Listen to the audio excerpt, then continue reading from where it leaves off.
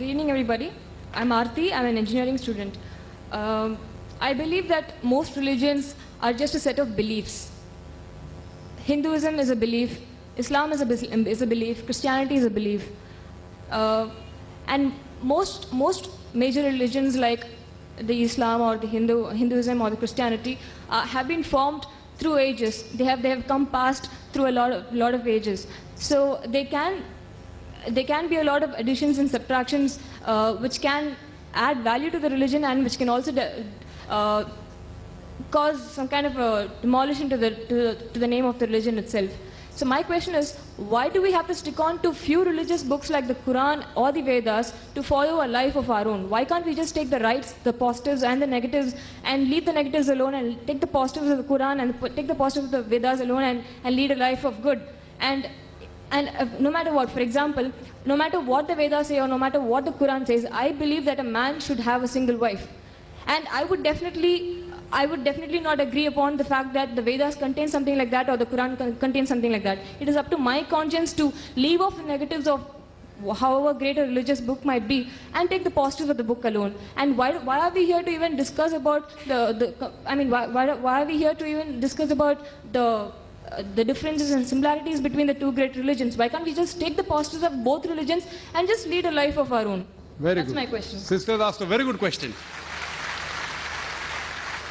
A very good question, a very relevant question. That why should we follow religion? Why Hinduism, why Islam, why Christianity? Why not follow the good things of all? And that's it. Finish. Who will decide what is good, what is bad?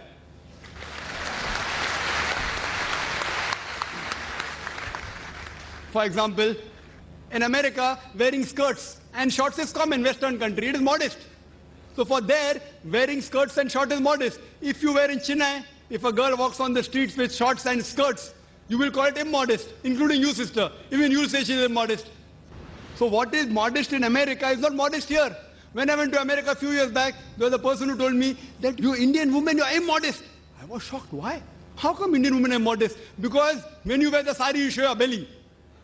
So for the American, the woman showing the belly is immodest. So who will decide? If you go to certain Muslim countries, the Arab countries, looking at a woman, staring at a woman is immodest. Here, as long as you don't touch a woman, you can talk to her, you can look at her, it's modest. Therefore, when you greet the Indian, they say namaste without touching. In the Western countries, it is common that you shake hands. So shaking hands between a lady and a man is modesty. As long as you shake hands and don't touch any other part of the body, in some Western countries it is modest. In other Western countries, kissing a woman on the lips and the cheek is modest. In some Western countries, you can do what you want, the male and the female. As long as you do willingly, it is modest. Who will decide? Who will decide? Who will decide? If you go to America, there are nude beaches. There is a ship, I read in the Times of India 2 months back, a nude cruise. Nude. Everyone in the ship will be nude. For them it is modest. Who will decide? The best person to decide is the Creator, sister. Now I am asking you, who will decide what is right, what is wrong? Who will decide? And if you say that select the best, I am with you. I agree with you, sister. Select the best of all the religions. So that's what I have done. I have selected the best from the Vedas.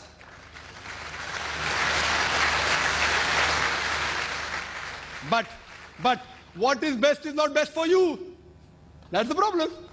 I'll discuss that also. I challenge any human being to point out a single principle of Islam which is against humanity as a whole. Single.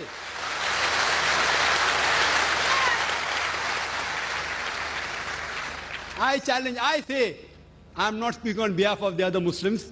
I am putting my head on the guillotine. I challenge anyone. Yes, they may be non-Muslim, may think certain thing is wrong. For example, the sister disagrees with the man having more than one wife. I'll discuss that, inshallah. After I give you the answer, you'll be convinced, inshallah, God willing. You'll be convinced. For example, if you ask a problem, 2 plus 2 is how much? If you don't know the answer, I'll give you the answer. Now, once you know the answer, you get convinced. So what do you have to discuss, sister? The things which you don't agree, you can come on the microphone and tell me, I am just a student. I'll try my level best with Allah's help to try and reply.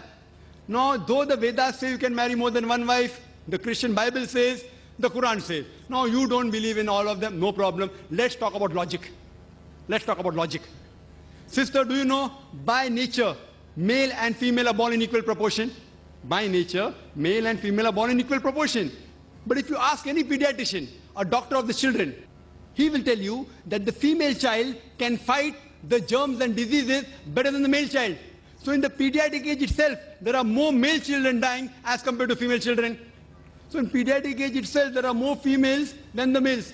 As life goes on, there's death due to cigarette smoking, death due to alcoholism, death due to accident, death due to war. More male are dying as compared to female. So today in the world, there are millions of women more in the world as compared to male. Only in some countries, third world countries like India, the female population is less than the male population. You know why? Because of female infanticide. According to a BBC report, according to Emily Buchanan on the program Let Her Die, the topic was assignment. Every day, more than 3,000 fetuses are being aborted in India after they identified that they're females. That means more than 1 million fetuses are being aborted in India every year after they identified they're females. If you stop this evil practice, and according to Tamil Nadu Government Hospital report, this state of yours, that report says out of 10 female born alive, 4 are put to death. Do you say it is right? It is wrong. If you stop this evil practice, even in India, the female population will become more than the male population. In America alone, there are 7.8 million females more than male. In UK alone, there are 4 million female more than male. In Germany alone, there are 5 million female more than male. In Russia alone, there are 9 million female more than male. God alone knows how many millions of females are more than males in the world. Suppose, sister, hypothetical question. Suppose my sister happens to live in America. Or suppose your sister happens to live in America, USA. And the market is saturated. Every man has found a woman for himself. Yet, there will be 7.8 million females who will not find life partners. Now, only option remaining for them, for these females who have got no life partner, is that either marry a man who already has a wife or become public property. You may say, public property? Brother Zakir, such a harsh word. Sister, it is the most sophisticated word I can use. I cannot use a better word. In America, on average, the statistics tell us a person has 8 different sexual partners before you settle down with one. Mistresses is common. You can have 10, 20, 30, no problem. 100 also. The law will not say anything. If you marry more than one wife, that thing doesn't go down their throat. Why? In mistresses, the woman does not get a right. She's degraded. She's dishonored. In Islam, when you have a second wife, you have to give equal rights. She has the honor. She has respect. But I do agree with you, sister. I agree with you that no woman under normal circumstances would like to share a husband with any other woman. I agree with you.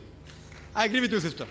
But the basic law of the Islamic Sharia is let a small loss take place to prevent a big loss.